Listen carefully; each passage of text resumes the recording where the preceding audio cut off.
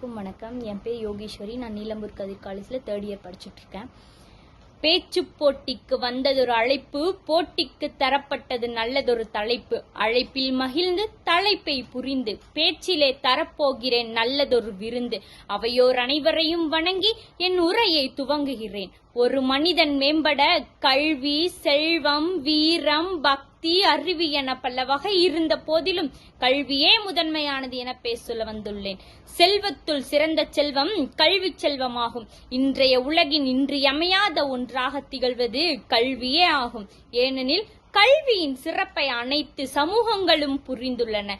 இதனால் தான் இன்று கல்வியானது மனிதனின் அத்தியாவசிய தேவையாக விளங்குகிறது. கல்வியின் சிறப்பு பற்றி கூறும்போது, கற்றவன் எந்த இடத்திற்கு சென்றாலும் அவன் பிற சமூகத்தால் மதிக்கப்படுகிறான். இதற்கு காரணம் அவன் கற்ற கல்வியே ஆகும். கற்றவனுக்கு தனது நாடும் ஊருமே அல்லாமல் எந்த நாடும் எந்த ஊரும் தன்னுடைய ஊராகும். ஒருவன் தன் எவ்வளவு கல்வி கற்றாலும் அதனை செயல் வடிவில் தக்க வைத்துக் கொள்ள வேண்டும். அப்போதுதான் அவன் கற்ற கல்வி அவனுக்கு கிடைக்கும். இல்லாவிடில் அவன் கற்ற கல்வியின் பயன் ஒன்றும் இல்லாமல் போய்விடும். இதனையும் திருவள்ளுவர் தனது திருக்குறளில் கல்வி என்ற அதிகாரத்தின் 1வது குறளில் தெளிவாக கூறியுள்ளார். கற்க கசடர கற்பவை கற்றபின் நிற்க அதற்கு தக என்று கூறுவதிலிருந்து நாம் விலகிக் கொள்ளலாம். படிக்காமல் இருப்பதை விட பிறக்காமல் இருப்பதே மேல் என்றார் பேரறிஞர் பிளாட்டோ. கல்வி மரணத்துடன் முடிவடையும் ஒரு வாழ்நாள் செயல்முறை. கல்வியானது ஒரு தனி மனிதனின் வாழ்க்கை தரத்தை நிச்சயமாக நிர்ணயிக்கிறது. ஏனெனில் கல்வி ஒருவரின் அறிவு திறன்களை மேம்படுத்துகிறது, ஆளுமை மற்றும் அணுகுமுறையை வளர்க்கிறது. கத்திகளால் ஜெயித்த யுத்தங்களை விட யுக்திகளாலும் புத்தியினாலும் ஜெயித்த யுத்தங்கள் அதிகம். அவ்வளவு சிறந்தது கல்வி.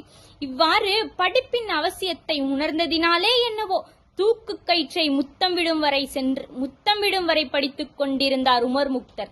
தூக்கு மேடைக்கு அழைத்துச் செல்லும் வரை படித்துக் கொண்டிருந்தார் பகத்சிங். படுக்கின்ற இடம் கூட படிப்பகத்திற்கு அருகாமையில் கேட்டார் அண்ணல் அம்பேத்கர்.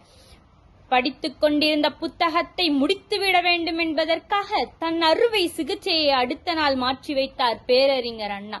இதையெல்லாம் நான் கூற காரணம், படிப்பு ஒரு மனிதனை எந்த அளவுக்கு மேம்படுத்தும் என்பதை நாம் உணர்வதற்காகவே.